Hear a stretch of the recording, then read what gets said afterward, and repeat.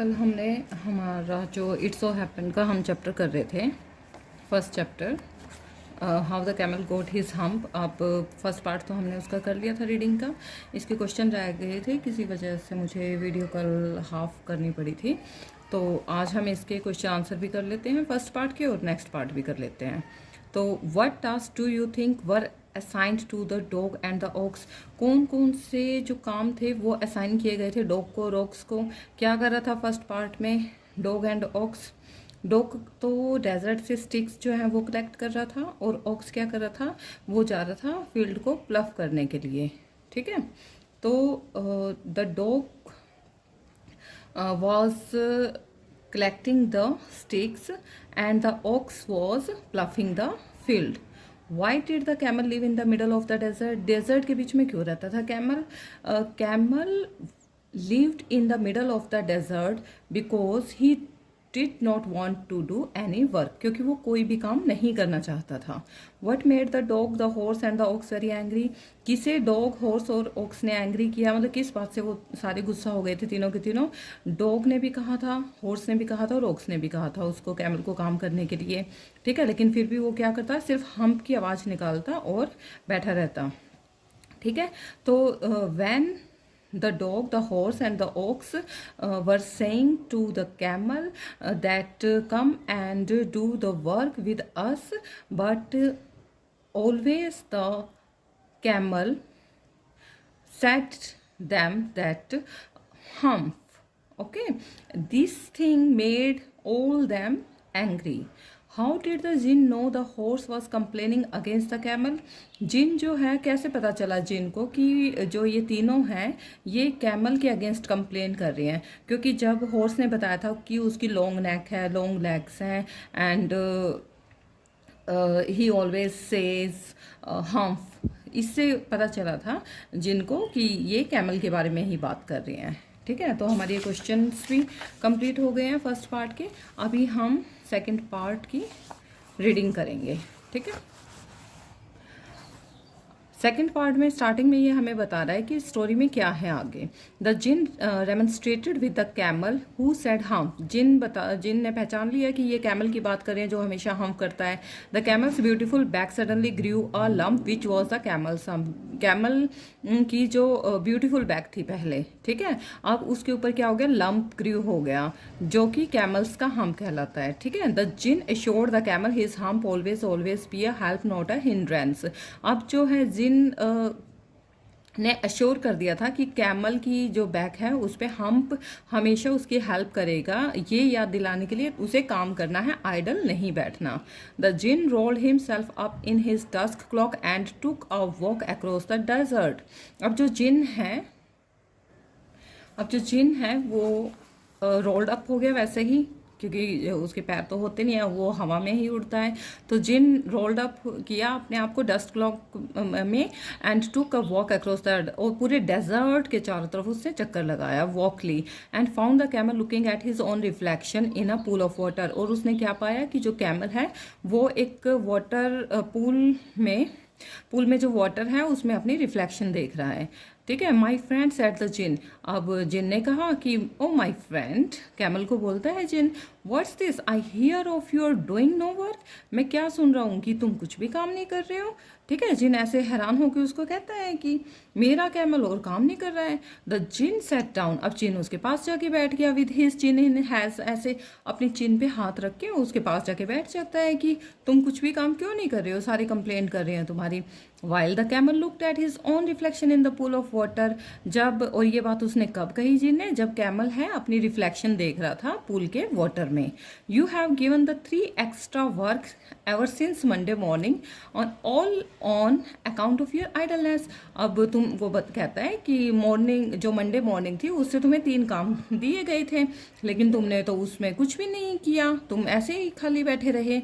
जिनने कहा तो and he went of thinking with his chin in his hand. अब जिन वैसे ही अपने चिन पे हाथ लगा के बार बार उसको यही बात कह रहा था कि तुमने काम क्यों नहीं किया। ठीक है, हाँ, सेड द कैमल। कैमल ने उसको भी यही जवाब दिया। ठीक है, क्योंकि अभी तो उसकी हैबिट हो गई है कुछ भी ना सुनने की, तो उसको भी कहता है हाँ, I shouldn't say that again if I were you. वो कहता है सॉरी। अब वो कहता है कि अगर अब की बार तुमने ऐसे आवाज़ निकाली तो you might say it once too often, I want you to work. मैं अब ये दोबारा नहीं सुनना चाहता, मैं चाहता हूँ कि तुम सिर्फ काम करो। And the camel said humph, camel फिर उसको हम कहता है। अब इससे तो इरिटेट होना ही था जिनको again, but no sooner had he said it then he saw his back. तब उसने ना ध्यान नहीं दिया कि उसकी बैक पे क्या है, ठीक है। That he was so proud of puffing up into a great big hump. तो वो उसने तो ध्यान नहीं दिया था कैमल की कि उसकी जो बैक है उस पर कुछ पफ पफ उठता जा रहा है, ऊपर ग्रो होता जा रहा है। Do you see that sir the Djinn कहता है तुम्हें कुछ दिखाई दे रहा है। That's your very own harm that you have brought upon your very own self by not working. ये जो हार्म बना है ना तुम्हारी बैक पे, ये तुम्हारे काम ना करने की वजह से तुमने खुद ही ग्रो किया है। टुडे इज थर्सडे, कि आज थर्सडे है, and you have done no work, और तुमने कुछ भी काम नहीं किया मंडे से लेके थर्सडे तक। Since Monday when the work began now you are going to work. अब जैसे ही काम तुम्हें दिया जाए तुम अपना काम करना स्टार्ट कर देना।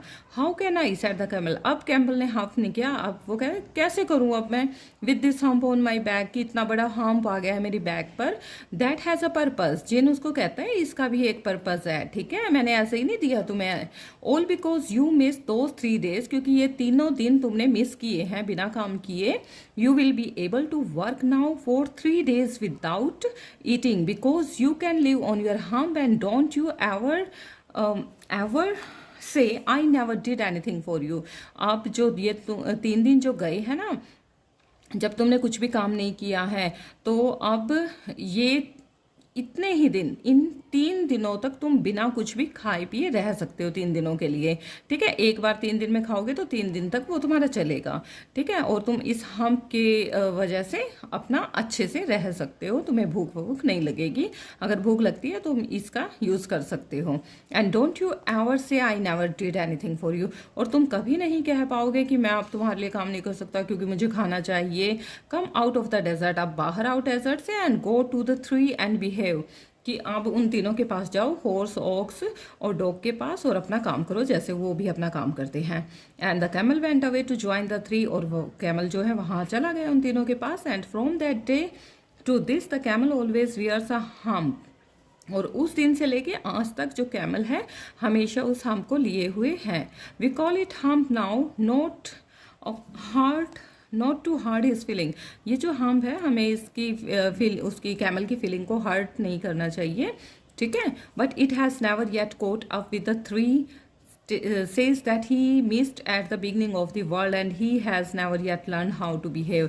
अब उस दिन से लेकर आज तक कैमल की जो बैक है उसके ऊपर ये हम्प है, और उसको आज तक याद है कि हम यहाँ वर्ल्ड में, यहाँ इस यूनिवर्स में या इस अर्थ पर क्यों आए हैं। हम काम करने के लिए आए हैं, ठीक है, खाली बैठने के लिए नहीं आए। तो देखो, स्टूडेंट्स का काम होता है वो अपना स्टडी करें, पेरेंट्स का काम होता है बच्चों को अच्छे से सारी चीज़ें प्रोवाइड करवाना, ठीक है। तो इन चीज़ों का ध्यान रखना है आप सबको और अच्छे से पढ़ाई करनी है। अब हम देखो आगे क्वेश्चन करेंगे। The camel was looking at this on reflection in the pool. अब जो कैमल है वो अपनी रिफ्लेक्शन देख रहा था पूल के वाटर में। What does it suggest to you about the camel. इससे क्या पता चलता है कैमल के बारे में आपको। दैट ही थॉट, ठीक है, वो कैमल सोचता था कि वो तो बहुत स्मार्ट है क्योंकि बैक पे पहले उसके हम्प नहीं था।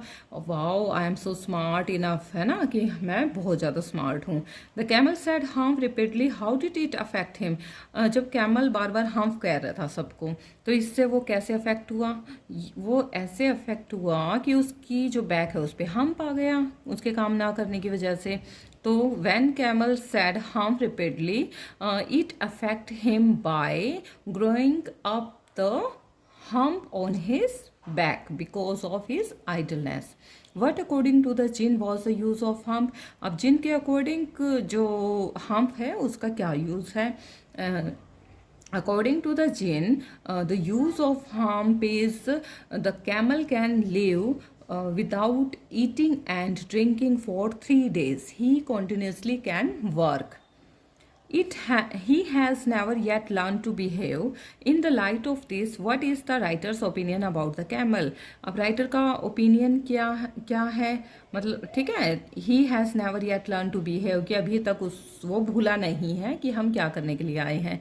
इससे क्या बताना चाहता है राइटर ये बताना चाहता है कि जो कैमल है, कैमल की बैक पे जो हम्प लगा है, उसको तो उस चीज़ से पता चल गया कि हम काम करने के लिए आए हैं, तो हमें भी उसके साथ साथ याद रखना चाहिए कि we came here to do our work, कि हम अपना काम करने आए हैं।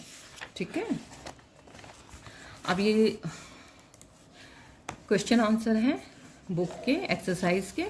Can this story B factually true? क्या ये फैक्चुअली ट्रू लग रही है? नहीं लग रही। ऐसा थोड़ी होता है कि किसी ने काम नहीं किया और हम पा गया।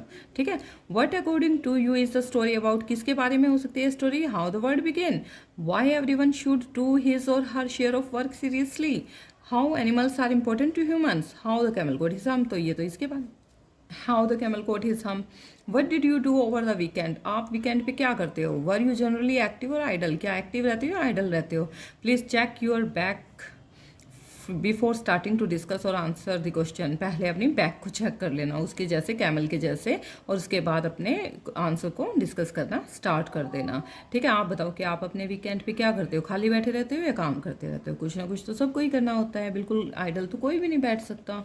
ठीक है, there are broadly 2 categories of worker. अब देखो इसमें बताया गया 2 टाइप के वर्कर्स होते हैं। Those who prefer to do today, जो आज अपना काम करना पसंद करते हैं, what they can do tomorrow, आज वो सोच लिया कि हाँ कल हमें ये काम करना है। And those who prefer to do tomorrow, or what they can do today, कि हमें कल तो ये काम करना ही है और हम आज क्या कर सकते हैं।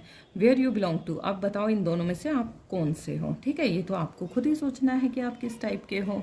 तो ये हमारा जो फर्स्ट चैप्टर है इट्स सो हैपेंड का, वो कंप्लीट हो चुका है। इसके जो क्वेश्चन आंसर हैं जो मैं अपनी नोटबुक में प्रोवाइड करवाती हूँ, तो वैसे ही आपको प्रोवाइड करवाऊँगी। तो thank you all the students, and please like share and subscribe my channel. Thank you all.